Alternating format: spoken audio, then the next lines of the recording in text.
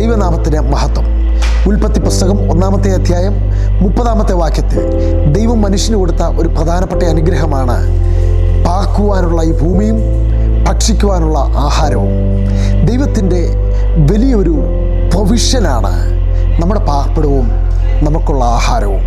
ഉണ്മാനും ഉടുപ്പാനും ഉണ്ടെങ്കിൽ അത് മതിയെന്ന് വിചാരിക്കുക എന്ന് അപ്പോസ്തലനായ പൗലോസിൻ്റെ വാക്കുകളെ നമുക്ക് ഓർക്കാം. ദൈവം ഭൂമിയെ സൃഷ്ടിച്ചപ്പോൾ അതിലേറ്റവും പ്രധാനമായിട്ട് കണ്ടത് നമ്മളെയാണ്. നാം ദൈവത്തിൻ്റെ ഏറ്റവും പ്രധാനപ്പെട്ട സൃഷ്ടിയാണ്.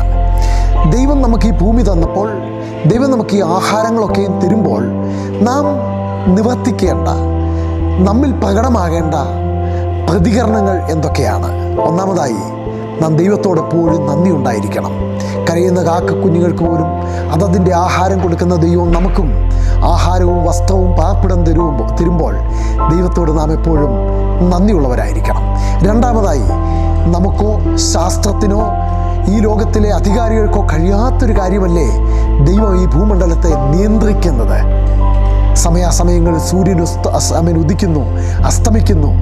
ഈ ഭൂമണ്ഡലത്തിൻ്റെ പ്രകൃതി നിയമങ്ങൾ അതൊക്കെയും പരിപാലിക്കുന്ന ദൈവമല്ലേ. നാം എത്ര ദൈവത്തോട് നന്ദിയുള്ളവരായിരിക്കണം. 147-ാമത്തെ സങ്കീർത്തനത്തിൽ നമുക്കിത് കാണാൻ കഴിയുന്നുണ്ട്. മൂന്നാമതായി, നമുക്കെല്ലാവർക്കും ആവശ്യങ്ങളുണ്ട്. മത്തായി സുവിശേഷം 6-ാമത്തെ അധ്യായത്തിൽ നമുക്ക് കാണാൻ കഴിയും, നാം വിചാരപ്പെടാതെ കർത്താവിൽ ആശ്രയിക്കുക. നാലാമതായി, നാം ഏറ്റവും പ്രാധാന്യം കൊടുക്കേണ്ട ഒരു കാര്യമുണ്ട്. നമ്മുടെ ജീവിതത്തിൽ നന്മകൾ ലഭിക്കുമ്പോൾ, സമ്പത്തുകൾ ലഭിക്കുമ്പോൾ, ഒന്നിനും കുറവില്ലാത്ത അവസ്ഥകൾ ലഭിക്കുമ്പോൾ അഹങ്കരിക്കാൻ പാടില്ല. നാം അഹങ്കരിക്കാതെ താഴ്മയോടെ ദൈവത്തെ മഹത്വപ്പെടുത്തണം. അഞ്ചാമതായിട്ട്, ഈ ലോകവും അതിൻ്റെ മോഹവും ഒഴിഞ്ഞു പോകുന്നതാണ്.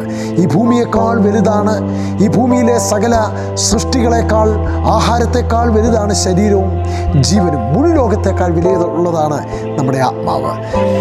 നമ്മുടെ ശരീരത്തിന് ബലം ലഭിച്ചാലും നമ്മുടെ ആത്മാവിന് ബലം ലഭിക്കുന്നില്ല എങ്കിൽ, നിത്യതയിലെത്താൻ കഴിയുന്നില്ലെങ്കിൽ നേടിയതും ഒക്കെ വൃഥാവല്ലേ. നമുക്ക് നമ്മെ തന്നെ സമർപ്പിക്കാം. ദൈവം നമ്മെ അനുഗ്രഹിക്കട്ടെ.